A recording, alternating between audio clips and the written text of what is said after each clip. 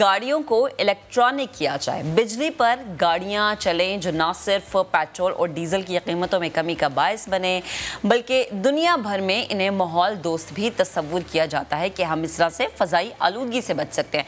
ऐसे में हरीपुर के मकैनिक ने बिजली से चलने वाली मोटरसाइकिल और रिक्शा चलाने का कारनामा सर अंजाम दिया है। इस तख्लीक के पीछे कितनी सख्त मेहनत है और इस तख्लीक के पीछे क्या आइडिया है, इस पर बात करना बेहद ज़रूरी है। अब्दुल रशीद साहब ने मुझे ज्वाइन किया, उनसे बात करते हैं। अब्दुल रशीद साहब, बेहद शुक्रिया आपके वक्त का। Good morning.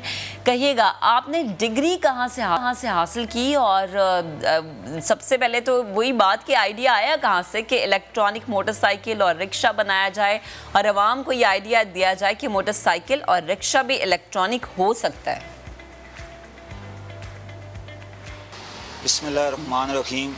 सबसे पहले मैं अल्लाह ताला का शुक्र अदा करता हूँ कि इस मुकाम तक मैं पहुँचा। इसके बाद सर, डिग्री की बात आपने की, पढ़े लिखे की बात की, तो अल्हम्दुलिल्लाह मैं FA क्लियर हूँ।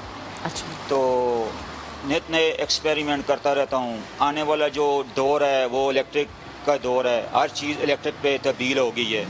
तो हमारी हुकूमत की पॉलिसी भी ये है कि ग्रीन पाकिस्तान हो। तो जो चीज़ें मैंने इलेक्ट्रिक व्हीकल तैयार की वो इलेक्ट्रिक व्हीकल जो है आलूदगी माहौल दोस्त हैं, आलूदगी से पाक हैं। तो अल्हम्दुलिल्लाह एक्सपेरिमेंट करते करते अल्हम्दुलिल्लाह मैं पहले भी काफ़ी मैकेनिकल फील्ड से ताल्लुक़ रखता हूँ, मैं पेशे से मैकेनिक हूँ। तो एक्सपेरिमेंट करते करते अल्हम्दुलिल्लाह मैंने व्हीकल तैयार कर लिए। तो आज साइकिल, रिक्शा और मोटरसाइकिल मैंने तैयार किया जो इलेक्ट्रिक पे बैटरियों पे चलता है। ज़बरदस्त। और कितना टाइम लगा इस तमाम तर काम में?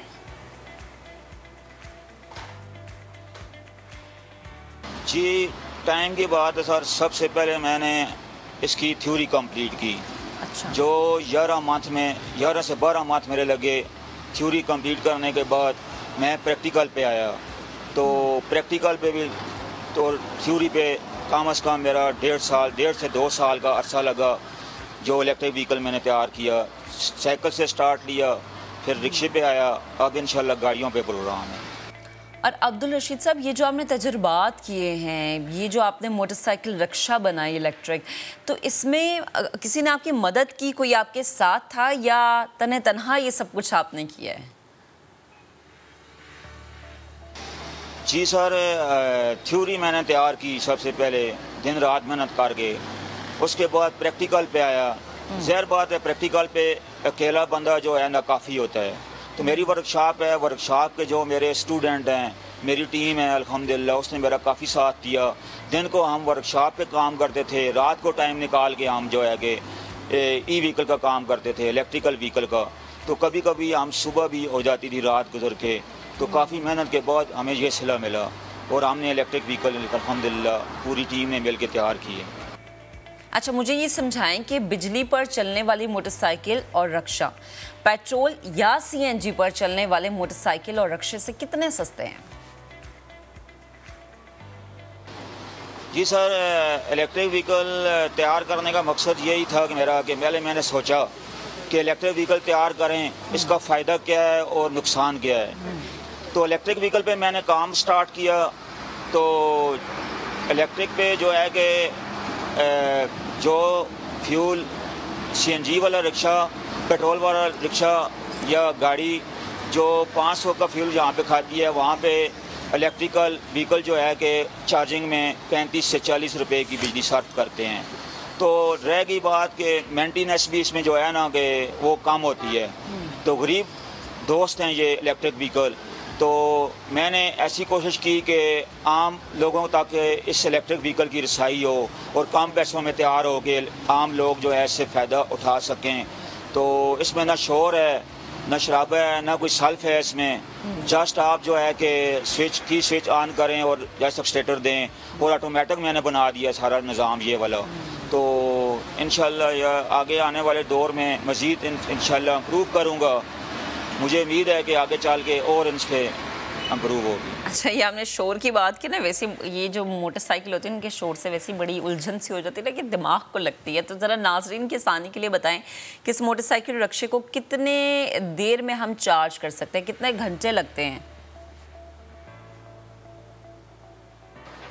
साइकिल्स पे आ जाएं, सबसे पहले साइकिल जो है ये 20 से 25 किलोमीटर चलता है, तो 2 से 2.5 घंटे जो है एक चार्ज में टाइम लगता है चार्जिंग करने में।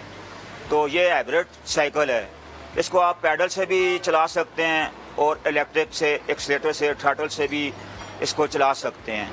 तो मैक्सिमम इसकी जो स्पीड है वो 25 से 30 किलोमीटर है। तो आगे बाइक पे चले जाएं, मोटरसाइकिल पे, वो भी हाइब्रिड है।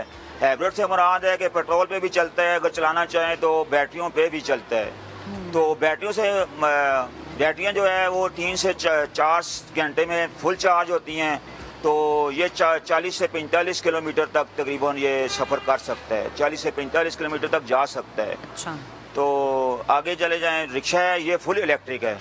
रिक्शा जो है फुल इलेक्ट्रिक है, इसमें जो है सोलर सिस्टम दिया हुआ है, साथ में इमरजेंसी चार्जिंग सिस्टम दिया हुआ है, और ये 6 से 7 घंटे में 220 वोल्ट से भी चार्ज होता है। चार्जिंग करें तो जस्ट आप सोलर सिस्टम काम नहीं करे जब, तो आगे चले जाएं आप, बैटरियां भी डेड हो जाएं इसकी, तो बिजली भी अवेलेबल ना हो, तो इसमें इमरजेंसी चार्जिंग सिस्टम मैंने दिया हुआ है, जो आप इमरजेंसी में उसको चार्जिंग करके बैटरियों को तो आगे सफ़र तय कर सकते हैं आप। ठीक है, चले ये तो वक्त की बात होगी ना। अब ज़रा लागत की अगर बात कर लें, मोटरसाइकिल रिक्शे की स्पीड और इस पर आने वाली लागत जो है वो मैक्सिमम कितनी होती है? साइकिल जो है जी उसकी हाइब्रिड साइकिल है, तो इससे 22 से 25 हज़ार रुपये इसकी लागत आती है विद आउट साइकिल। अच्छा। तो अगर साइकिल साथ में हो तो फिर 38,000 से 40,000 रुपये आता है। तो इसकी मैक्सिमम स्पीड है 25 से 30 किलोमीटर।